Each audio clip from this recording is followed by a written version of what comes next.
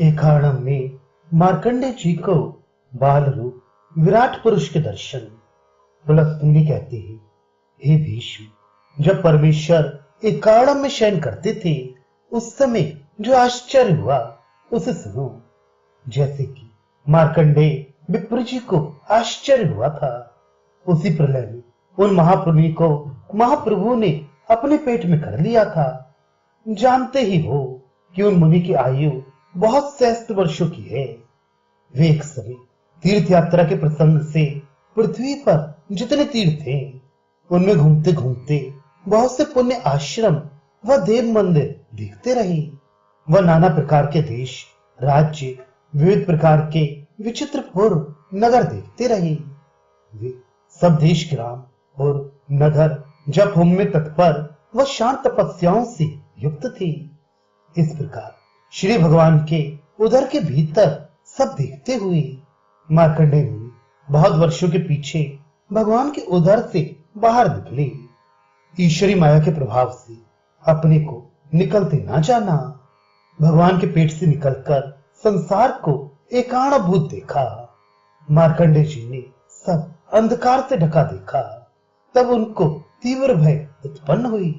वह अपने जीवन का विश्वास भी ना रहा, परंतु देवता के दर्शन से जो परम हर्षित हुए थे इससे बड़े विस्मित हुए। वह वे अपनी बुद्धि से निशक्ति के अनुसार चिंतना करने लगे। वह डरे कि क्या यह हमने कोई स्वप्न देखा है, वह हमारा चित्त मोह को प्राप्त हो गया, या सत्य सत्य है। इससे कुछ हमको भाव और ही प्रकट होता है कि क्या है, सत्य तो ये नहीं हो सकता। जो हम सोचते हैं वही है, क्योंकि जब चंद्रमा सूर्य भी नष्ट है, पवन भी नष्ट है, पहाड़ भूतल भी नहीं है, तो ये लोग तीर्थादि कहां से आया जो हम अभी सब देखते थे। इसी तरह से शोक हुआ। इतने मार्कंडेय जी ने पर्वताकार पुरुष को सोते हुए देखा। वह फिर जैसे समुद्र में मेघ इसी तरह आधा जल में डूबा, जो कि तेजों से तपते हुए सूर्य के समान व गंभीरता में सागर के तुल्य व सहस्त्रों प्रकाशों के समान प्रकाशित थे।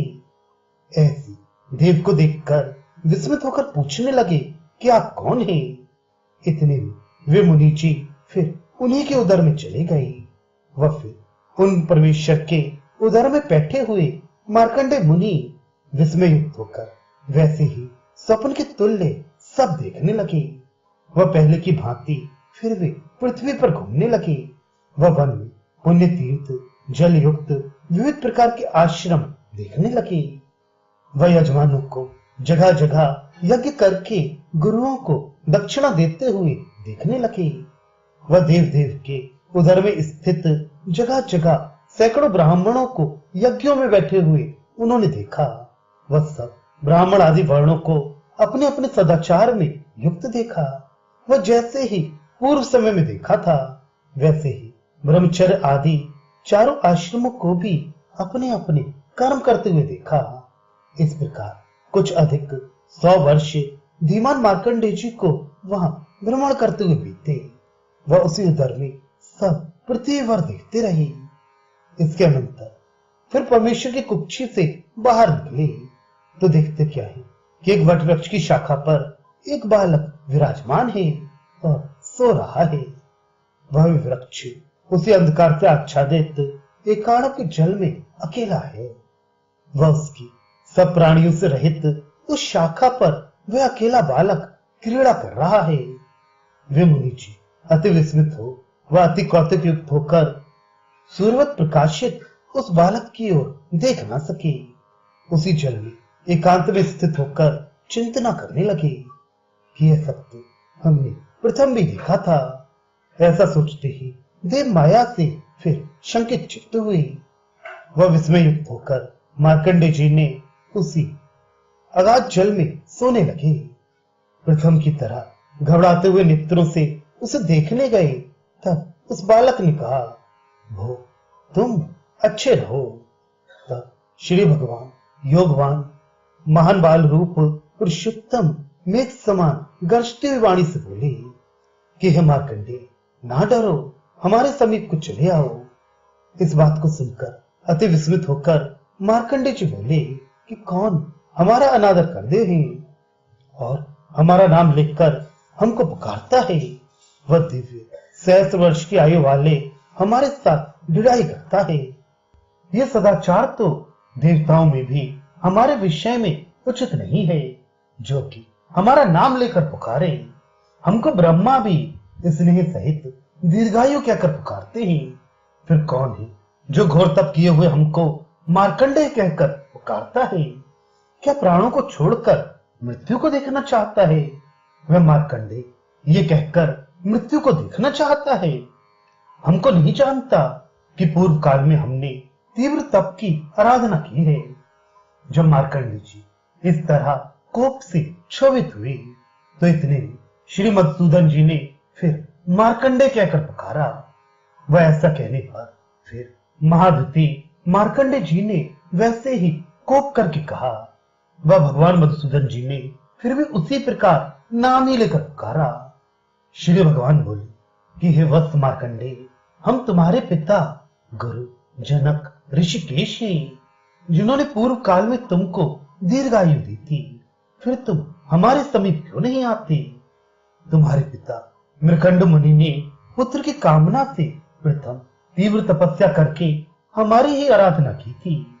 उत्तम देवताओं की बराबर तेज वाले तुम्हारे पिता को ऐसा घोर तप में देखकर हमने अमित तेज युक्त तुम जैसे महर्षि पुत्र को दिया। दूसरा कौन सह सकता? वह योग माया द्वारा एक कारण में कौन देख सकता?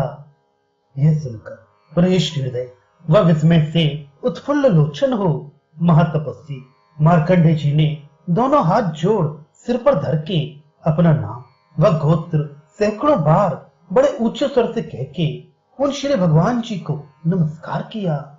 वह मार्कंडेय जी बोले कि हे पाप रहित भगवान, मैं तुम्हारी इस माया को निश्चय करके जानना चाहता हूं, जो कि तुम इसे कारण में बाल रूपी होकर शयन करते हो। हे प्रभु, हे भगवान, लोक में इस तुम्हारे रूप का क्या नाम है? मैं इस महात्मा रूप की तर्कणा करता हूं कि अन्य कौन इस जल में ठहर सकता है। यह सुनकर श्री भगवान जी बोले कि हम नारायण ब्रह्मा सब प्राणियों के नाशक रुद्र हैं।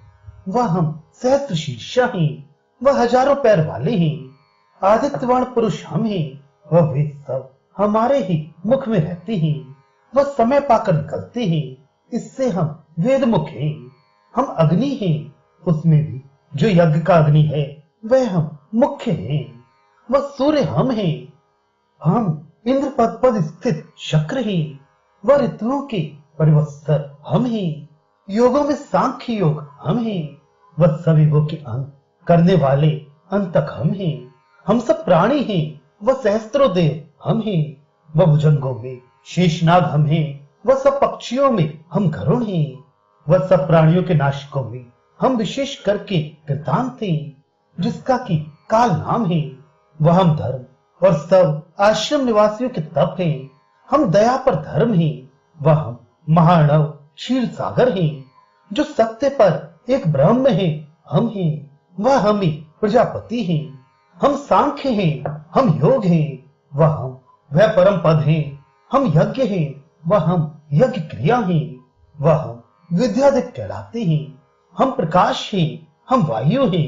हम भूमि व स्वर्ग हैं। हम आकाश व समुद्र हैं। नक्षत्र व 10 दिशा हम हैं। वर्ष हम हैं, सोम हम हैं, मेघ हम हैं व रवि हम हैं। हम सब पुराण हैं, व पुराणों का पारायण हम हैं। हम जो कुछ होने वाला है, वह जो कुछ हो गया है, वह जो हो रहा है, सब है। वह हम ही से सब कुछ होता है। जो कुछ तुम देखते हो, वह जो कुछ सुनते हो, वह जो लोक में कुछ अपने भरण पोषण के लिए जानते हो, वह सब हमको जानो। हमने ही पहले इस विश्व को उत्पन्न किया था, वह अब सबको अपने में लीन कर लिया है। हमें देखो हे मार्कंडेय, हम प्रत्येक युग में सब जगत की रक्षा करते रहते हैं। सो सब हमने तुमसे कहा, मार्कंडेय इसको धारण करो। वह धर्म की इच्छा से सुनो, वह मुक्त सब कहीं सुख से विचरो। ब्रह्मा हमारे शरीर में स्थित हैं, वह सब देवता तथा ऋषि लोग भी स्थित हैं। इस प्रकार प्रकट व अप्रकट जो दैत्यों के स्थान या दैत्य दानव आते हैं, सब हमको जानो। हम एकाक्षर मंत्र हैं, वह त्रिअक्षर मंत्र भी हैं, वह पिता महा भी हम हैं, वह अर्थ धर्म काम देने वाला ओमकार मंत्र हम हैं, परमात्मा उदार दर्शन हम हैं। इस प्रकार बहुत से आदि पुराण हे महामते हमको कहती हैं। इसके अनंतर मुनि फिर श्री भगवान के मुख में चले गए। वह भगवान की कुक्षी में जाकर मार्कंडे जी उसके सामने एकांत में अव्यय हंस रूप की सेवा करना चाहा, जिनको अक्षय कहते हैं। ऐसे रूप को चंद्र सूर्य रहित महाड़म में उपासना की। महाड़म में धीरे धीरे हंस नाम प्रभु श्री नारायण बहुत वर्षों तक फिरते रहे। वह शुचि होके तप करने लगे। वह हंस रूप धारण करके उसी जल के ऊपर तप करने लगे। वह तपोबल से अपने शरीर को उन्होंने उस जल के ऊपर स्थापित किया। तब विमल महात्मा नारायण हंस रूपी को लोक की रचना की इच्छा हुई। वह तत्व और पृथ्वी जल वायु अग्नि आकाश पंच महाभूतों की चिंतना उन्होंने की। जैसे ही उन्होंने चिंतना की कि वैसे ही निराकाश जलमय नाश हुआ, जो सूक्ष्म संसार को ईशी समुद्र के जल में छोड़ किया। तब उस जल में एक छोटा सा छिद्र हो गया, उसमें से एक बड़ा भारी प्रतिशब्द हुआ। वह उस छिद्र से पवन निकलने लगा। वह पवन सातों समुद्रों को चलायमान करते हुए बढ़ा। उस बलवान वायु के वेग से बढ़ने पर सब प्रलय का वह एकाणव चलायमान हुआ। उस चलायमान एकाणव से फिर बड़ा वेग उत्पन्न हुआ। उससे कृष्ण वर्तमान वैश्य नर महान अग्नि उत्पन्न हुआ। फिर उस अग्नि ने बहुत से जल को शोष लिया। बहुत समझ जलधि में छिद्र हो गया। उससे आकाश उत्पन्न हुआ। वह अपने तेज से उत्पन्न अमृतमय जल जानो आकाश उस जल के छिद्र से हुआ। वह वायु फिर उस आकाश से उत्पन्न हुआ। वह जल और वायु के संघर्ष से अग्नि की प्रचंडता अधिक हो गई।